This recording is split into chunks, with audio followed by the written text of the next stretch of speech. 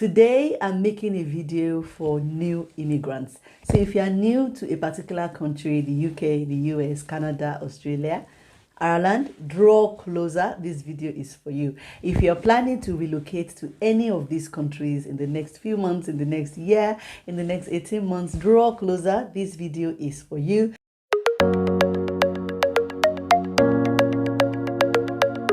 Hello friends, welcome back. If you are new to my channel, this is the Bulletproof Life channel and my name is Ronke Odemumi. I'm delighted to have you here. Today, I'm making a video for new immigrants.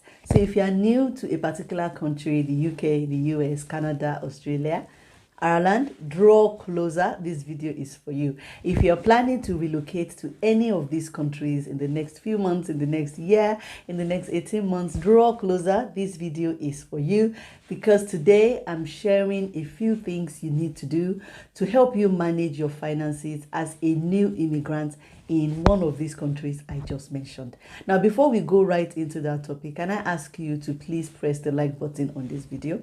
If you press the like button, YouTube is going to share this video with other people like you, and then we can all benefit from all the things I'm about to share in this video. If you haven't subscribed to my channel, please press this red button. It's actually on your right, and don't forget to press the bell so you can get notifications every time I share a new video.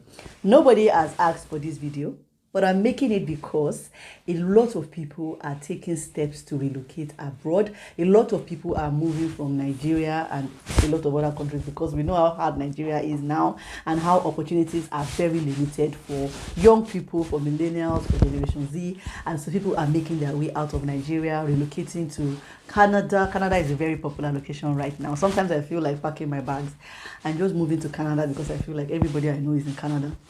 Canada, the UK, the UK has brought back the post-study 2-year opportunity for those people who come in to do postgraduate programs. So if you don't know about that, please explore it. That opportunity has been brought back to the UK, so you don't have to leave right after your master's. So people are coming to the UK again. Young people are relocating to the UK through postgraduate study and then the subsequent 2-year program. People are relocating to Australia, which has a program similar to Canada, Ireland. People are relocating to Europe, all sorts of places. So this video is meant to help you take charge of your finances right from day one. I've had sessions, financial coaching sessions with people who are relocating, who have relocated to the UK, and I have shared with them some of my knowledge, some of the things I've learned myself as somebody who relocated to the UK in my 20s. So let's get into it. What are these things that you need to do?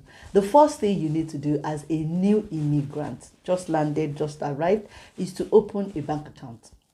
You should open a bank account in your new home, in your new country of residence.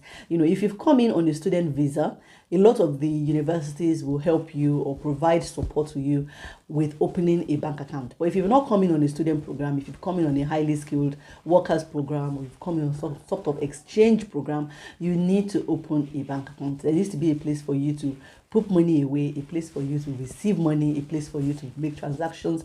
And having a bank account brings legitimacy. It allows you to start your journey towards legitimacy in the country that you are now living in. So the first thing you need to do, my darling, is to open a bank account.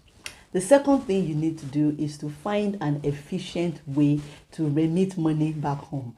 There are statistics that says that Nigerians in diaspora remit billions of dollars every year back home to Nigeria, and we support the Nigerian economy in our own little way. And so now you've become a Nigerian in diaspora, a Ghanaian in diaspora, a Zimbabwean in diaspora. You've become an immigrant, and the possibility that you're going to be sending money home is high, especially if you're from an African country. We know how black tax is.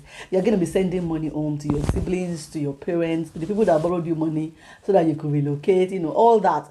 So you need to find an efficient way to do it. And usually your bank is not the most efficient way to send money home. There are various platforms that allow you to send money home. There's Western Union. There's something called TransferWise. TransferWise is the magic of the 21st century. I'm not being paid to say this, but TransferWise is a fantastic way to send money home. If you're a Nigerian, there are so many programs, there are so many businesses that have set up remitting systems, remitting functions where you can go and send money home. Find an efficient way to remit money.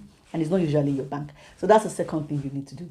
Now, the third thing you need to do is still tied to the second thing, and that is for you to remit money with sense. Send money home with sense. I've had coaching sessions with people who moved to the UK, and within moving in 3 months, they have sent to £1,000, £2,000, £1,000, all their money, because they've not made a budget, they've not planned to save, they've not done anything. They've just received, money from a new income because they've come in as young doctors and young nurses, and they are sending no money. What you are doing is setting a negative precedent. You are starting what you can't finish, because once you start sending money home in that pattern, it becomes a pattern that you will try to maintain even when your bills increase, when you get a car, when you are writing professional exams, so you are trying to buy property. These are not the things you need to do first. What you need to be doing first is not remitting home money without sense. You need to have a budget so that you can remit home money. So the third thing you need to be doing or bearing in mind as a new immigrant is to remit money with sense.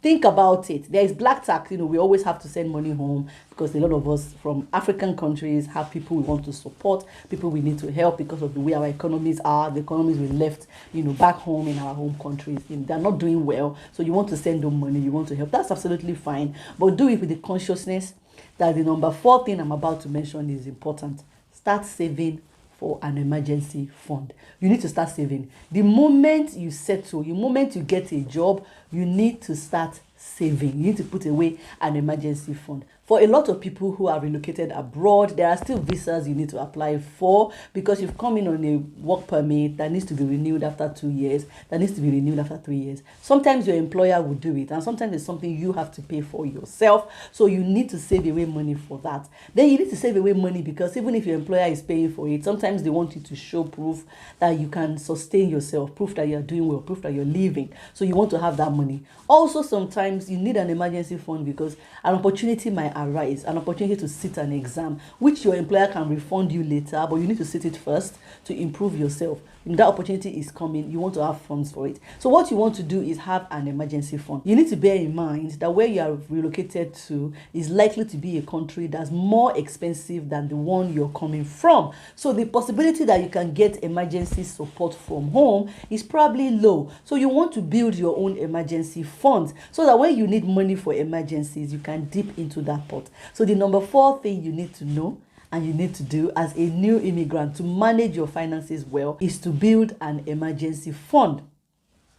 So now that you've built an emergency fund, what you need to do next is to create a budget.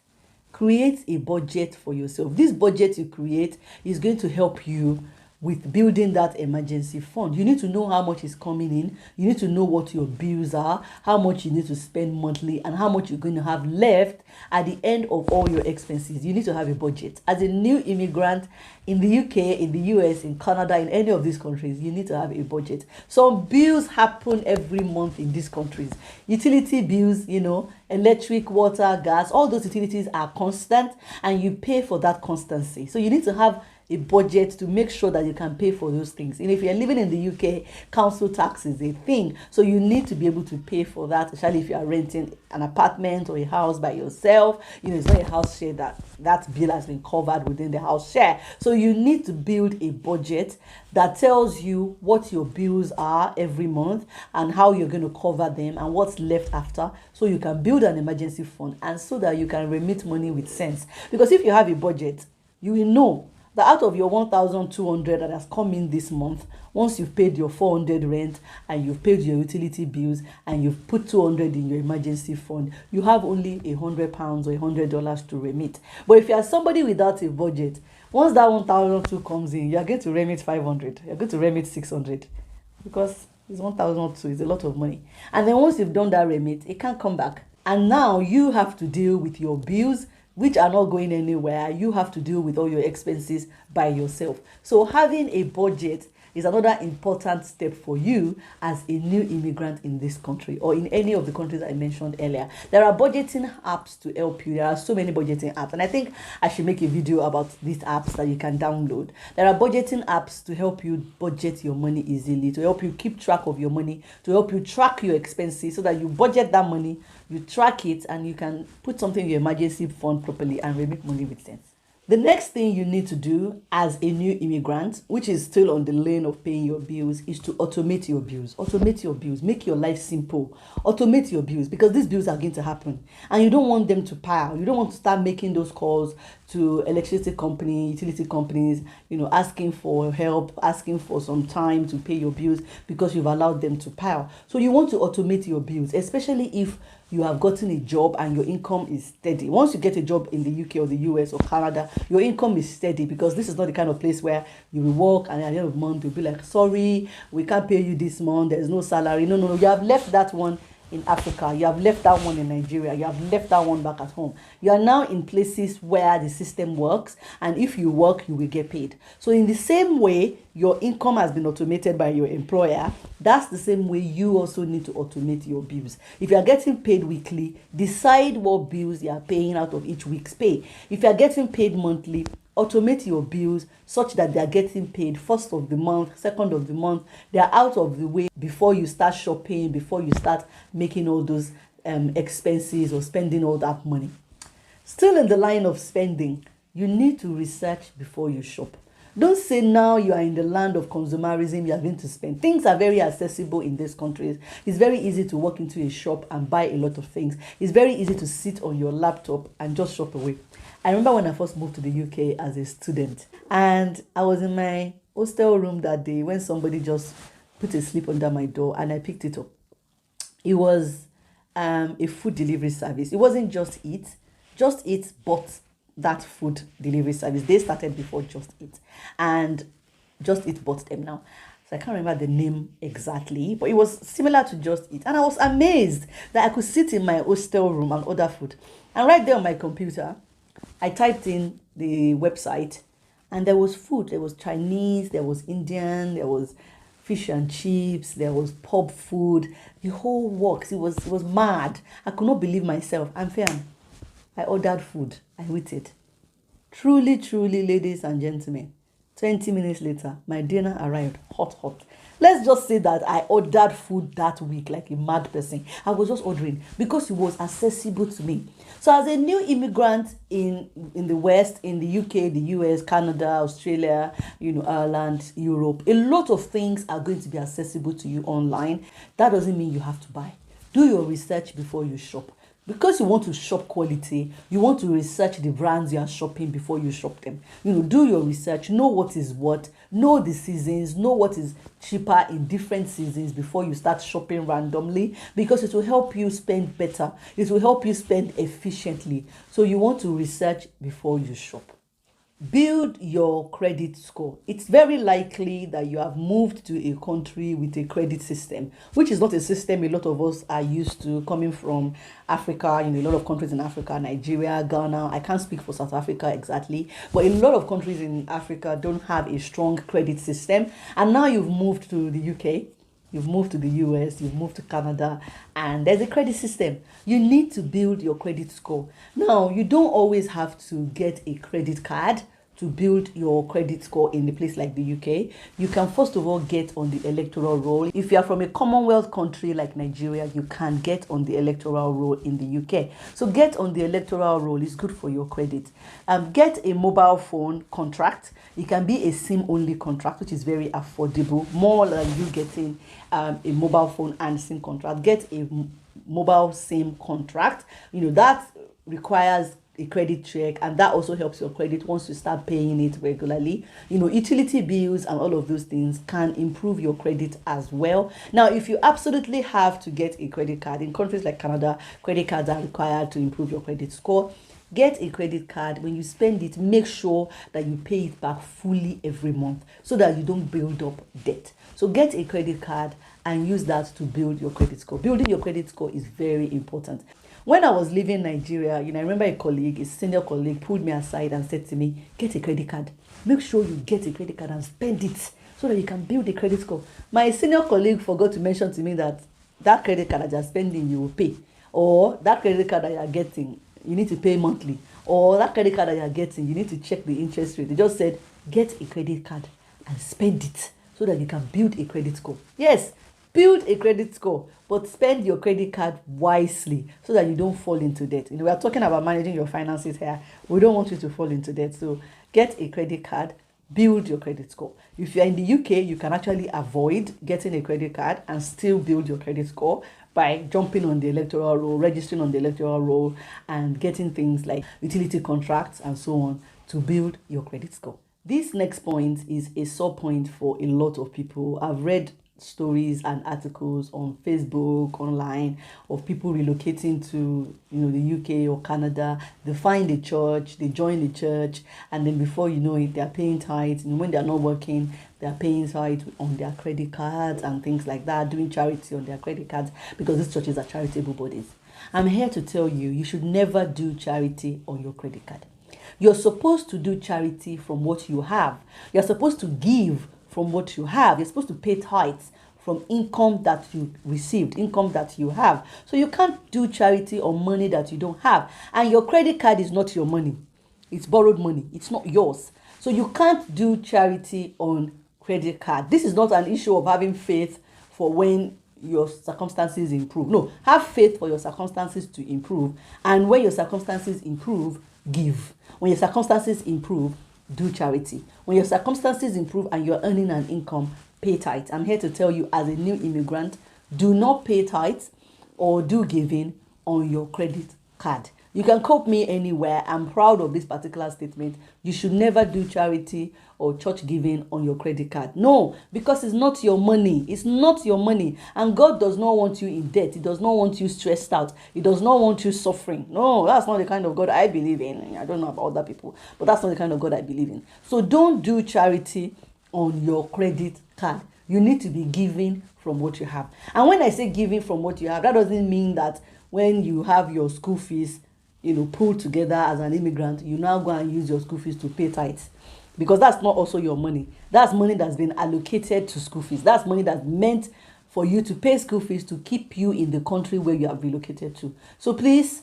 don't do charity from your school fees. Don't do charity from your credit card. It's very important, this particular point. Don't do it. Another point I would like to share, and this is very important, is that you get financial knowledge that is specific to the country you are in. Every country has financial benefits, financial knowledge, financial rules that you need to be aware of. How is the pension run here? What are the government taxes? What are the government requirements for money? What are the benefits available to you? And when I say benefits, I don't mean you depending on the government for sustenance. I'm talking about benefits like investment accounts, savings accounts, pension accounts. What are these things? Where are they? What are the requirements? How can you take part in them? How can you benefit from them? How can you involve yourself in these things so that you can start saving the right way, you invest the right way, and your money can work hard for you? Get financial knowledge. If you are relocating to the UK, I'm your girl.